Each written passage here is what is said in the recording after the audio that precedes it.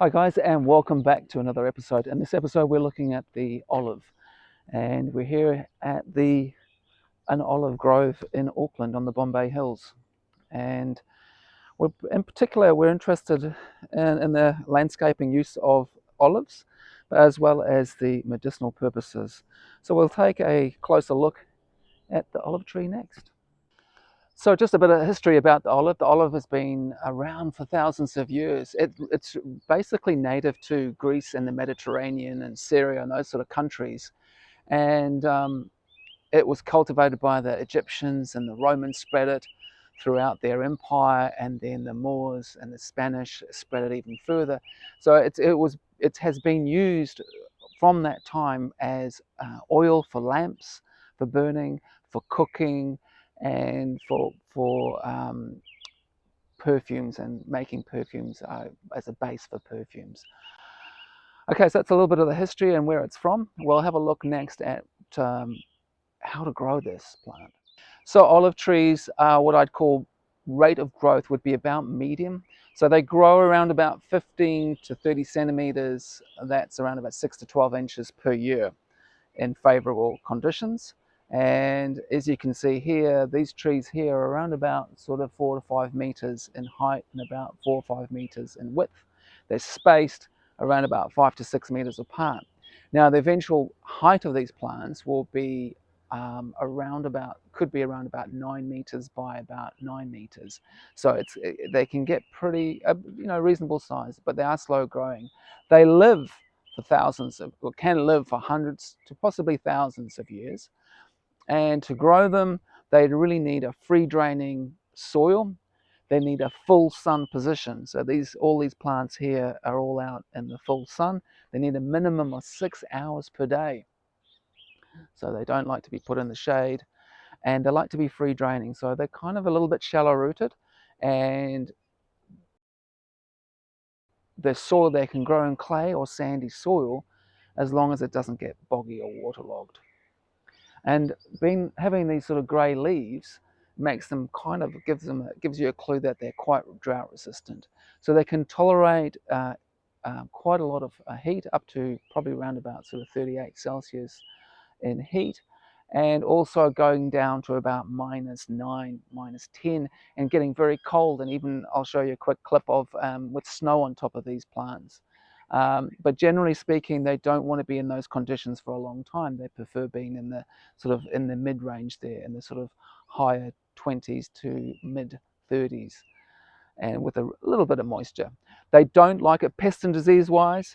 They don't like it to be too wet and too moist humid, because that will encourage leaf spot and fruit rot, and that's a bit of a problem for these plants if those conditions exist. So you can spray to do that. I'll maybe link a bit of a mild fungicide that you could spray if you're concerned about those things.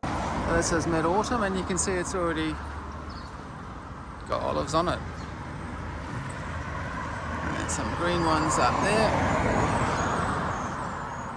Now, one thing I forgot to mention, if you're concerned about the size of these trees, because they do get pretty big, you're looking around about 9 meters by 9 meters, don't worry about it. You can, again, these are great in containers, and you can keep them sort of a little bit bonsai. As these ones here, what they try to do is they prune them with an open habit. So you can see they're quite open, almost like a vase shape, similar to how you prune stone fruit.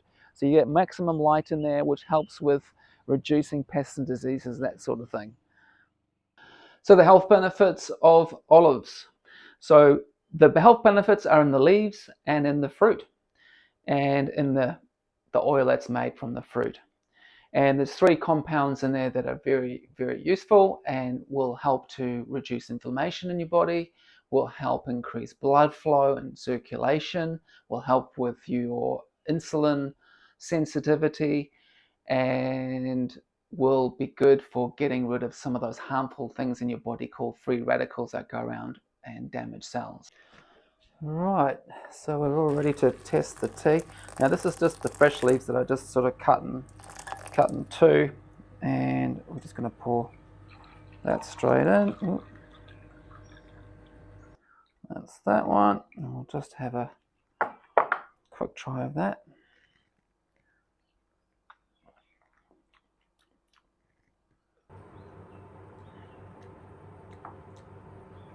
A little tiny bit bitter, but not too bad. I could drink that. Now, I'll just pour that out. Now, this is the dried leaves. The benefit of having the dried leaves is that you can crush them up a little bit finer. So that these have been steeping for about 5 minutes.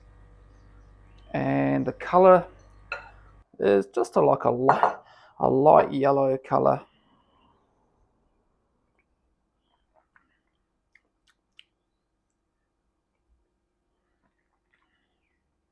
Oh yeah, it's roughly about the same.